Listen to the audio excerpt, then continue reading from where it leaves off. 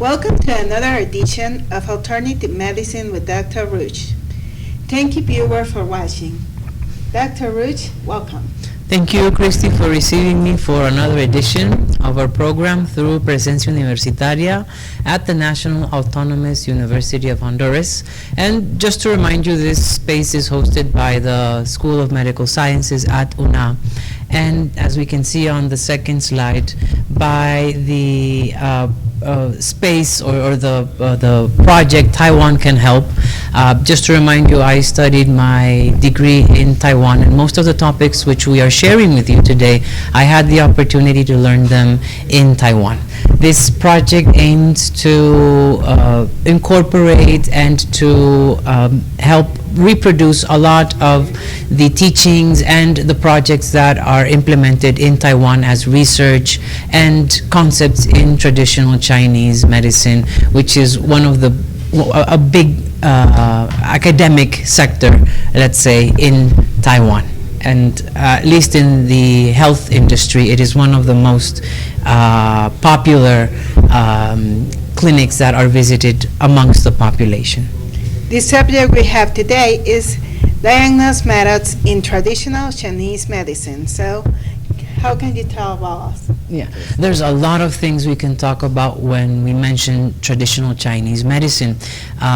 When we go to a Western doctor, Christy, we leave almost everything to the doctor to inspect us, to use the stethoscope, to take temperature, to take the blood pressure. Well, similarly, when we go to a traditional Chinese medicine doctor, he will inspect us, he will take our pulse, and he will come to a final diagnosis through different, well, that's redundant, diagnostic techniques. So that's what we want to introduce to everyone today.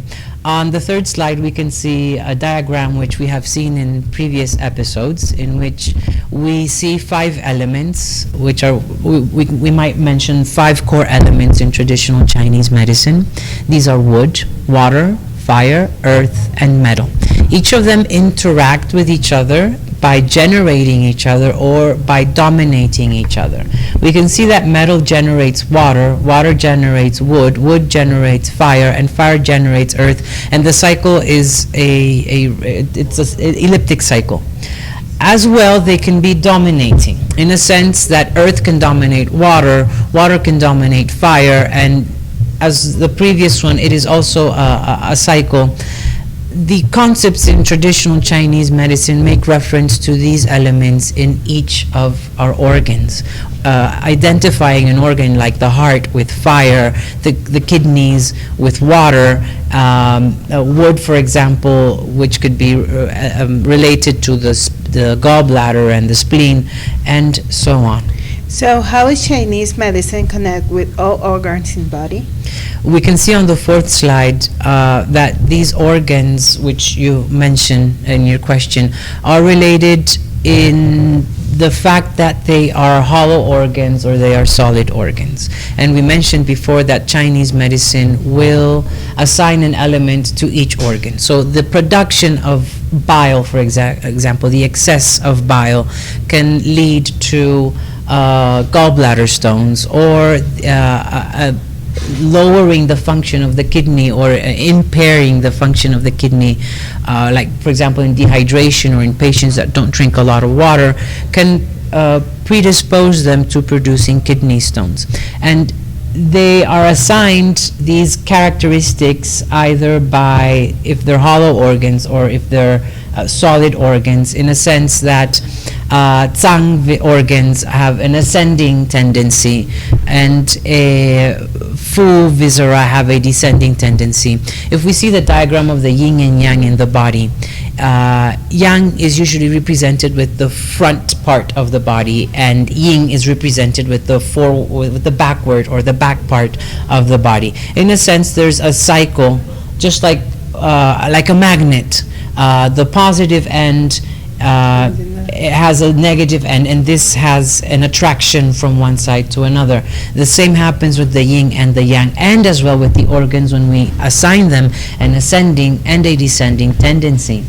Some of the Zhang organs we can mention are the lungs, the kidney, the liver. All of them are solid organs, and the viscera or the full viscera are the intestines, the colon, the gallbladder, the triple burner are characterized as full viscera.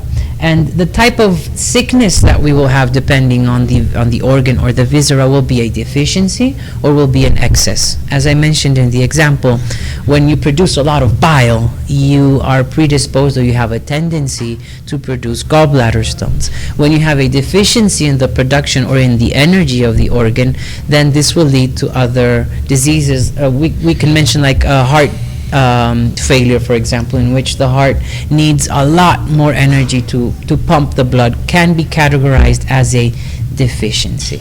So, the Chinese medicine can relieve something or can cure something? Yes. Chinese medicine will try to cure the diseases depending, as you mentioned, or as we mentioned before, if there is an excess in the energy or if there is a lack of energy. On the fifth slide, we can see an image of Shi and Xu, which represent an excess in Yang or a deficiency in Yin. And these can be also related to heat and cold. When there's an excess in heat, our body will pump blood faster. When there is cold, for example, the hairs on our forearm will become erected, depending on the kind of energy excess or deficiency which we can find. But it's not only temperature; it's also the energy. It's also the nutrients in the food or in the body, the production of certain substances like we mentioned bile. We can also, bile is produced actually in the liver. Let's make that correction. Bile is produced in the liver, but it's stored in the gallbladder. And we can see this as an example of one organ producing a substance and being accumulated in a different organ or viscera like the gallbladder. There is a tendency or an interaction in between them. And it might seem a little weird to understand, but even back in ancient Greece, there were similar theories which explained diseases, like the humoral theories, in which ancient Greek doctors would inspect different body fluids like urine, saliva, blood, and bile. And depending on the characteristics of the bile or the characteristics of the blood, the doctor would kind of diagnose or would come to a diagnosis of what the disease is. On the sixth slide, we can see what are the steps in the diagnostic method, which are inspection, auscultation and smell, interrogation, and reading the pulse and palpitations of the body, which are not that different with Western medicine, in which we do have inspection. There will be auscultation, and there will be some questions taken from the patient. On the image, we can see a lady, a porcelain lady. Back in ancient China, doctors would come house to house with these dolls to keep privacy with their female patients. So they would bring the doll to the patient and ask her, where does it hurt or where is the disease located, based on the porcelain doll, and not having to expose the female patient to the interrogation or inspection process. It is, but it's how culture has been evolving throughout history. There are records in which ancient doctors would even take the pulse with the red string. When they came to the empress court, they would not touch the empress because she was regarded as a very important person. So they would tie a string to her wrist, and the doctor would read the pulse from the string which was attached to her wrist as a matter or a sense of respect to the authority. In this culture is incredible. Yes, we see on the seventh slide, the inspection process will not only inspect the person, but also the manners, the complex, and the appearance of the person. Something also very similar in Western medicine, in which we look if there is an anemic appearance, or if there is disorientation, or what is the complexity of the facial features in the patient. On the eighth slide, we can see not only the inspection of the complex of the facial expressions, but also there are different organs assigned to different parts of the body.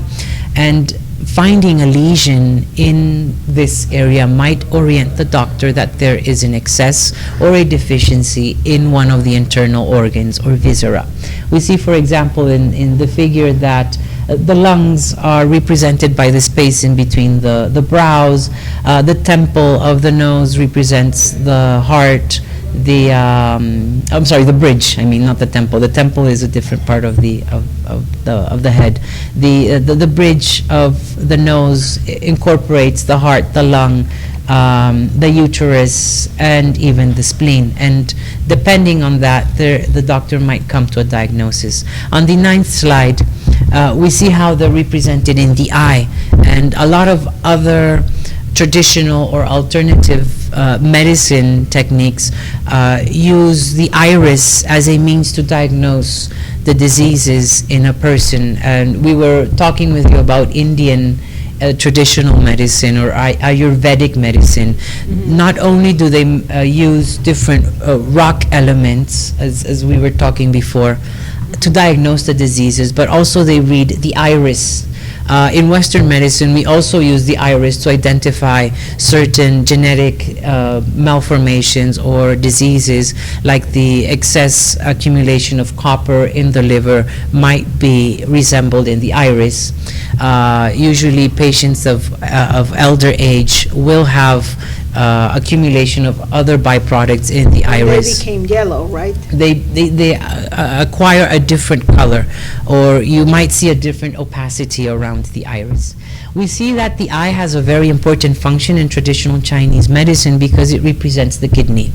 We mentioned in other episodes the kidney is related to the water element as well as other properties, but it is the warehouse of sexual activity and of life energy. The meridian point Mingmen is usually located in between, or at least it is referred that the door of vitality or of the door of life is located right in between the kidneys. We can see not only the kidneys are represented in the iris, also the heart, the lungs, and the colon. All the full viscera and the tongue organs are resembled here. On the 10th slide, we can see how the tongue, and which is the main topic of this episode, is the use of the tongue to diagnose the diseases. We can see that the kidneys and the gallbladder, or I'm sorry, the urinary bladder are resembled by the base of the tongue. So is the stomach and the spleen and the middle portion, and the final third portion represents the lung and the heart. The sides of the tongue usually represent the gallbladder and the liver. Other diagnostic methods include pulse and palpitations. We can see on the 12th slide the 尊管尺. 尊管尺 is a method which is used to take the pulse in traditional Chinese medicine.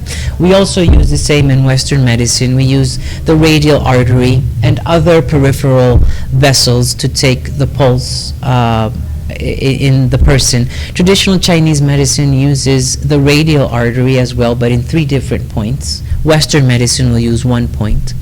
And the pulse resembles the tongue viscera and the full viscera and the tongue organs, and the traditional Chinese medicine doctor can come to a diagnosis based on this. Let's move forward to the 14th slide. We can see tongues can be characterized depending on the appearance they have. If there's a normal tongue, which is the first tongue, if there's a deficiency in energy or qi, if there is an excess in heat, if there is an excess in damp retention, and we're talking about like environmental dampness, or if there's blood stasis. what kind of disease you can diagnose through the tongue colors? Yes.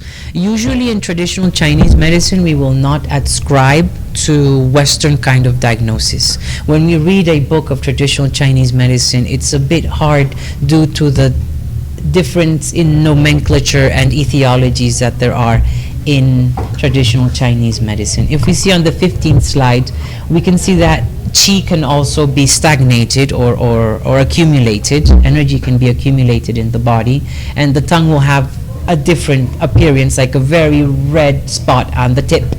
There can be warm dampness, yang deficiency, yin deficiency, and blood deficiency. All of this is represented in the tongue.